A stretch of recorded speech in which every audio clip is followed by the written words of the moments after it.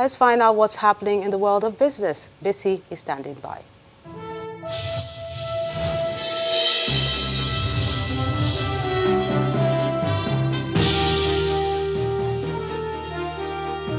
Welcome to Business News. The Securities and Exchange Commission is set to hold a two-day roundtable on commodities trading next week, Monday and Tuesday, to chart a new course toward the implementation of the Commodities Ecosystem Report.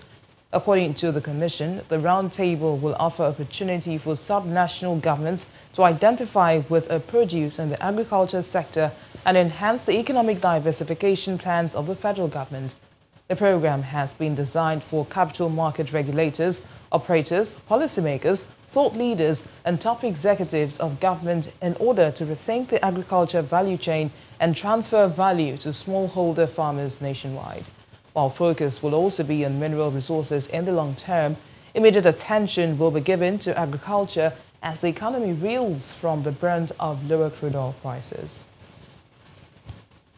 The equity market joined global rout this week to suffer one of the worst weeks on record as the NSE All-Share Index dipped by 13.49% week on week and rounded off at 22,733.35.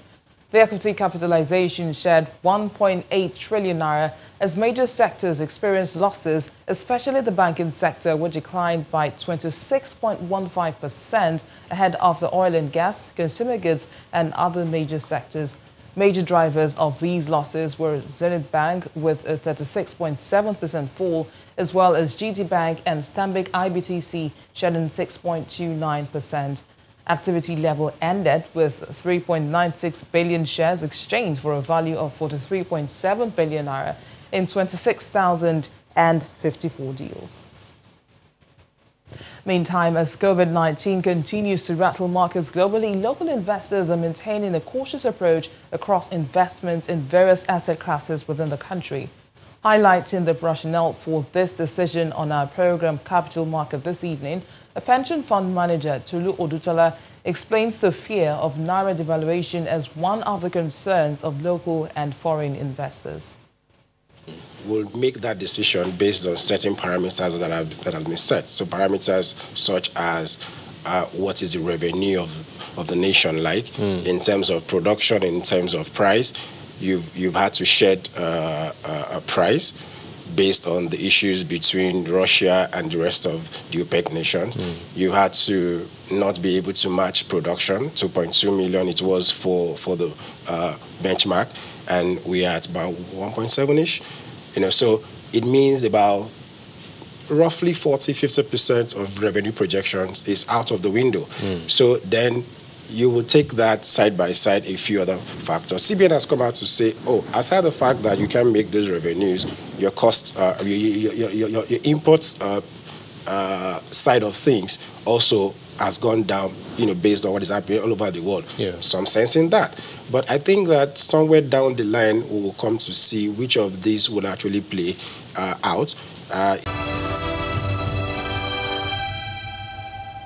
Spain has declared the 15-day national lockdown and state of emergency to battle the coronavirus following similar measures by Italy earlier this week.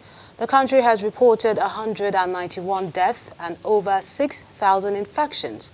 Meanwhile, the French Prime Minister has ordered the closure of all non-essential public locations. The measure applies to restaurants, cafes, cinemas and discos, as well as non-essential businesses. France reported a sharp rise in cases today. As COVID-19 continues to spread, countries around the world are taking unprecedented measures to avoid a global health crisis.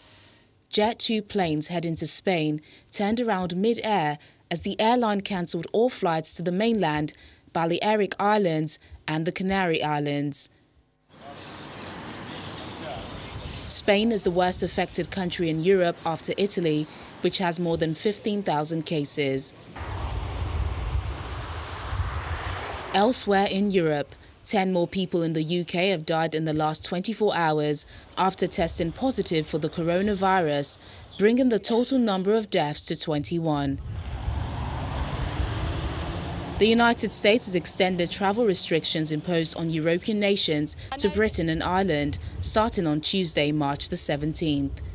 After consulting with our top government health. Meanwhile, President Donald Trump says he has been tested for COVID-19 and expects the results in the next 1 to 2 days. In the Middle East, the coronavirus has killed another 97 people in Iran, pushing the death toll to 611 amid 12,792 cases. Iran is at the epicenter of the outbreak in the region and also the country with the highest number of infected cases among government figures, including at least 7 top officials who lost their lives. The virus is continuing to spread across Africa, with more than 20 countries affected. Rwanda has confirmed its first case, an Indian citizen who arrived last week from Mumbai. Namibia has also reported its first 2 cases and a Spanish couple who arrived on Wednesday.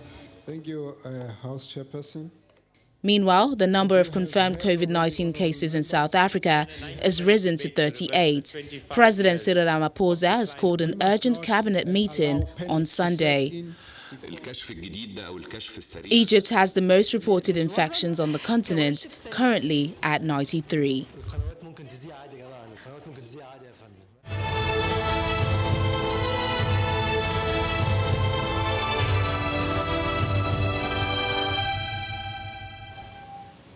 And the main news again. The deposed Emir of Kano, Muhammadu Sanusi, today explained why he declined to challenge his removal in court. In a video that surfaced online, he said the letter by the Kano state government sacking him contained loopholes which he would have exploited. And that's the news at 10 tonight. On behalf of the team, good night.